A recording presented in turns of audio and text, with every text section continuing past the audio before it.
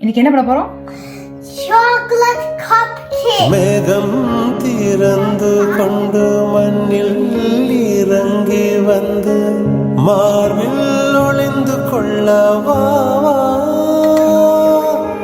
மார்பில் ஒளிந்து கொண்டால் மாறன் அன்பு வரும், கூந்தலில் ஒளிந்து கொள்ள வரவா.